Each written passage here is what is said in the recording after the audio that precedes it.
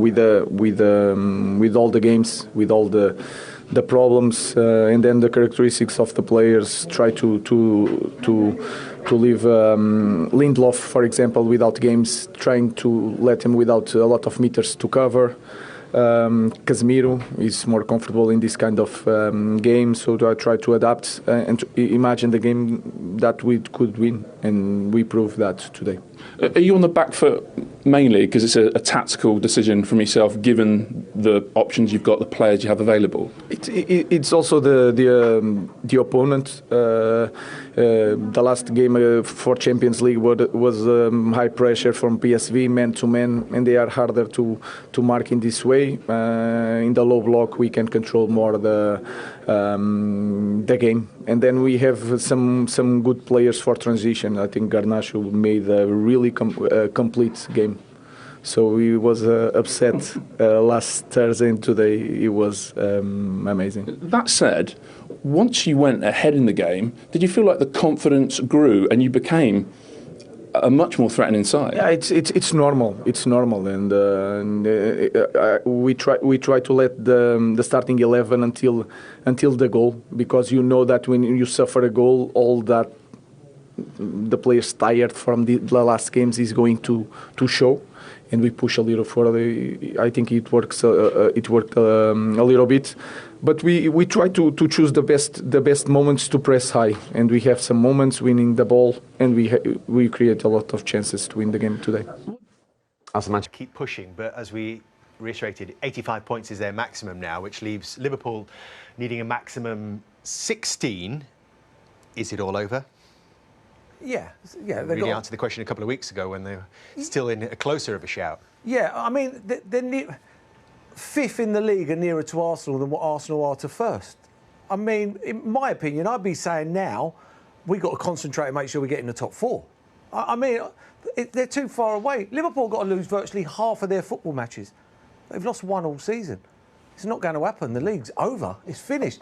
When the players speak after the games, it's on about we just didn't have any cutting edge. You've got to have cutting edge. Cutting edge is very, very important. It's like as if to say, well, once we get that back, but if you've lost that cutting edge and you're not scoring goals, or you don't look like you're going to score goals, don't forget about closing any gap on Liverpool. I agree. I think you should be more worried about the teams coming up behind you, because cutting edge at this level, we've seen it. The amount of times they had possession in United's final third, but we never thought they were certainly going to score 2 or 3 goals, and that's a big part of football. Why does it go from having cutting edge one game, which they did midweek? Because they played against a really poor side. Well, to Declan's point, they haven't lost at home for 2.5 years. Yeah, and they've beaten Liverpool, all right, a weakened Liverpool, but Juventus as well. But that just shows you, I think, the level of this league is really relentless. And don't get me wrong, I think what Manchester United did, they sat deep, made it really difficult for them. But when I think about Arsenal at their best, I think about real pace on the counter-attack. And any time there's any space, when you've got Bukayo Saka, when you play with Trossard and Pedro Marino, you haven't got that pace that's really going to... You're not really going to worry about it. Waneri on the right gives you something, but in that respect, that means you can always go out and double up against him. And they haven't. He summed it up perfectly. It's a perfect analysis. We haven't got that cutting edge with the players they've got right now. And they're not playing at that level, and they're not threatening teams. They're playing lovely football, intricate passes, but unless they're going to score from something from outside the box, the set pieces have dried up. So nothing really is going in Arsenal's way. And I agree, they've got to be careful what's going behind them. You're saying they scored 7 during the week, but they didn't have any swagger about them today. They did like nice bits of possession. But if anything, at the end, you're thinking United are probably going to win it. And United have been dreadful all season. They've produced in 3 or 4 games, United. But you felt sitting there. So I'd be looking at Arsenal's mentality and their swagger going, where was it? You come to United, you must smell that United here for the taking. United were sitting in and hoped, obviously, on the counter-attack. But Arsenal didn't show that. They went streetwise, and at the end they were really open, and United probably should have won the game. But how do you explain that? That sounds like it's a mentality issue. Well, it might be. It might be. So we're praising Arsenal the last few years, saying they've done well and they've made progress. But the next step is always the hardest one. So this idea of the last few years going, oh, they've made real progress, they finished second, blah.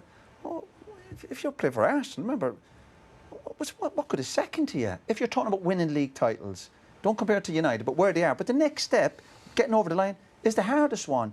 But I'm not seeing an Arsenal team here where they turned up today and you went, I tell you what, they were machine-like, they put United, they knew United were there for the taking, and they weren't even ready to take that step. So forget Liverpool. be more worried about the teams coming up behind you. I wasn't happy with their mindset. And even Declan Duran was going, well, yeah, we got a bit stretched. We were playing patterns of play, and United probably should have won it at the end against a really poor United team.